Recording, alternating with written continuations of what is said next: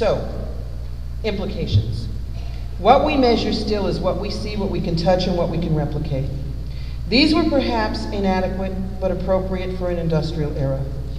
We now understand that these are only derivatives of what reality may be now and in the future. Our metrics are based on stuff and input, whereas the future is about intangibles and output.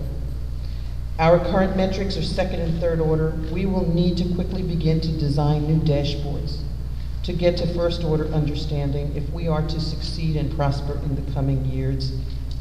As science gives more nods to the nonlinear, the non-rational, and the non-tangible, the products, services, and metrics that served a modern Western world will increasingly yield to global concepts like eco-friendly, bio-friendly, intuitive, extraterrestrial, appropriate, as in Schumacher's 1970s concept of appropriate technology for emerging markets, virtual, qualitative, interconnected.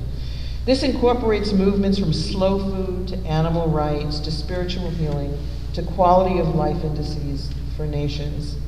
It means that measurements we're used to using for everything from growth to profitability will have to incorporate whole new dimensions of input that get us closer to a real and primary understanding of our actions, behaviors, our outcomes in a scientifically and fundamentally redefined universe.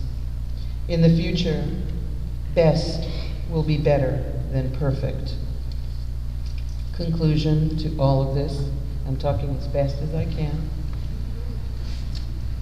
Flat confirms an ease of transference everywhere across a single axis from terrestrial centers of power. With goods and services, this is actually a foregone conclusion. Given advancing technology and movements of population, sure, this part of what goes on can be flattened. And it's evolutionary. It's a slow-moving tidal force. It's a state of affairs that is simplistic and static, the world being flat. Extra dimensionality reflects multiple spokes and choke points in a series of radiating fields with no terrestrial center of power. It's a state of affairs that's complex and organic, and it is revolutionary, not evolutionary. But understand this, both of these were present in antiquity, both are present today, and both will be present in the future.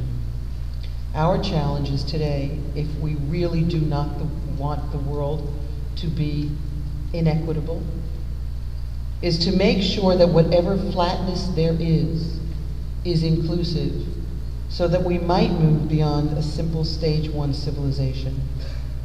It's to make sure that the female and male stools are acknowledged to be equal, and that's not any small challenge in front of us, because we don't know how to measure.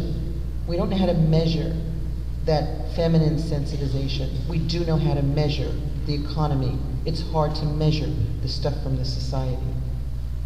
We need to participate in the design of new metrics for what's emerging as meaningful on other planes.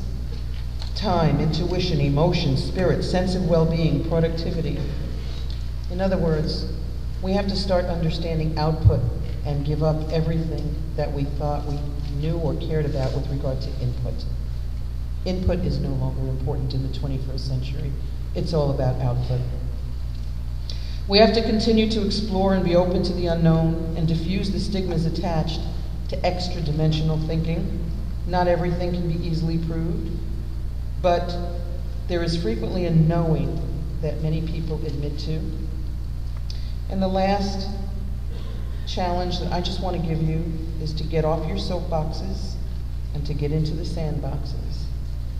And that means to begin to play with the possibilities that are not necessarily measurable, but that we know will make for a better world. And that is what Bill Drayton is all about. Thank you, Bill.